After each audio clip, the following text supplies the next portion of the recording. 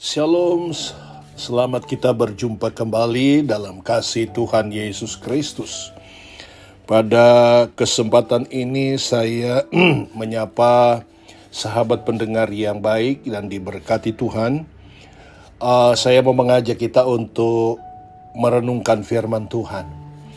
Dan saya mengajak kita untuk membaca di dalam Mazmur pasal 27 ayat 4. Di sana dikatakan seperti ini. Satu hal telah kuminta kepada Tuhan, itulah yang kuingini, diam di rumah Tuhan seumur hidup. Seumur hidupku menyaksikan kemurahan dan menikmati bait-Nya. Haleluya, puji Tuhan. Saudara-saudara di dalam kasih Tuhan, ayat ini memberikan satu ajakan kepada kita sebagai umat Tuhan. Permintaan adalah cermin keinginan hati. Dari sekian banyak keinginan, Raja Daud hanya meminta satu hal, yaitu diam di rumah Tuhan seumur hidup. Bahkan menyaksikan kemurahan atau kebaikan Tuhan, menikmati bait-Nya atau persekutuan dengan Allah di dalam rumah Tuhan. Nah, saat meminta selalu berdoa, ya. Setiap orang berharap Tuhan mengabulkan permintaannya. Lantas, apakah kiat Tuhan mengabulkan permohonan doa kita? Saudara-saudara, yang pertama berseru kepada Tuhan dalam Mazmur 28 ayat 1-2. Di sana dikatakan berseru atau berteriak. Maknanya lebih dalam atau lebih kuat daripada sekedar meminta. Artinya ada keseriusan di sini, membutuhkan. Sebab ada waktunya kita berdoa dalam diam, sama seperti yang dilakukan Hana, di mana ia berdoa dalam hati dengan sungguh-sungguh, sehingga cuma bibirnya yang bergerak, sedang suaranya tidak terdengar. Dalam 1 Samuel pasal 1 ayat 12-13. Ada pula waktunya untuk berdoa sambil berseru, seperti yang dilakukan Daud saat dalam kesesakan. Ya, ia berteriak meminta tolong sambil mengangkat tangan, berharap Tuhan jawab doanya. Hal yang kedua, berdoa dengan segenap hati. Di dalam Yeremia pasal yang ke-29 ayatnya yang ke-12-13. Tuhan memastikan bahwa ia akan mendengarkan, ya, dan menemui kita jika kita berdoa, berseru dan mencari Dia dengan sungguh-sungguh atau dengan segenap hati. Jadi tidak hanya sekedar berdoa, tetapi dengan segenap hati, ya, dengan sungguh-sungguh. Ya. Hal yang ketiga, kiat yang ketiga adalah berdoa dan berpuasa. Daniel pasal 9 ayat 3, Daniel berdoa memohon sambil berpuasa. Berpuasa dengan tidak makan dan tidak minum. Menyangkal diri atau menekan keinginan daging. Ya, keinginan daging ini kadangkala saudara-saudara bertentangan dengan kehendak Allah.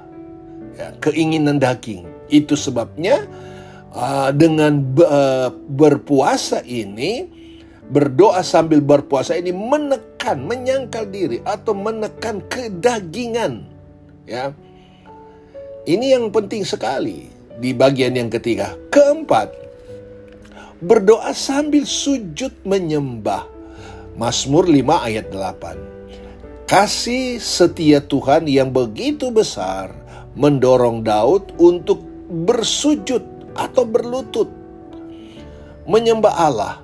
Ini juga dilakukan oleh salah satu dari 10 orang kusta yang mengalami kesembuhan. ia menyembah dan mengucap syukur kepada Kristus. Jadi penyembahan disertai dengan kerendahan hati, ini adalah menjadi kehendak Tuhan.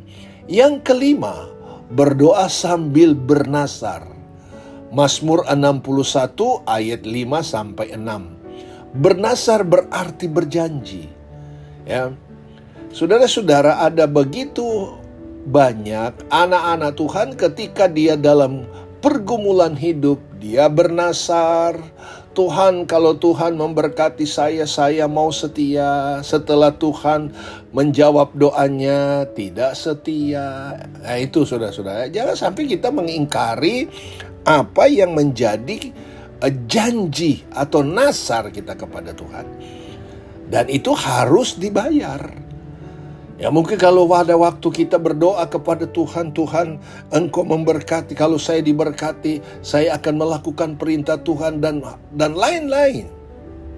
Nah Hana ketika dia berdoa juga melakukan hal ini dan ia menepati apa yang dia nasarkan kepada Tuhan. Ingat, nasar harus ditepati. Jangan bernasar kemudian menjadi ingkar. Ya, terlalu banyak orang begitu cepat bernasar, cepat berjanji, tapi tidak menjadi pelakunya. Itu namanya penipuan, pembohongan.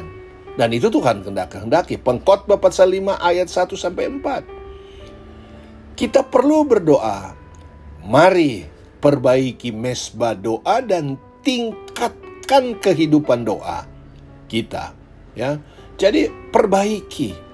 Saudara-saudara, kalau saudara membakar sesuatu harus pakai mezbah, mezbahnya harus diperbaiki. Begitu juga dengan kehidupan kita. Ketika kita datang kepada Tuhan, kita perbaiki mezbah hati kita. Jangan kita berdoa tapi benci dengan orang lain, tidak suka. Sebenarnya tidak ada alasan untuk kita tidak suka. Kalau toh ada alasan mungkin karena kedagingan kita. Tetapi saudara-saudara, mari kita perlu memperbaiki mezbah. Ya.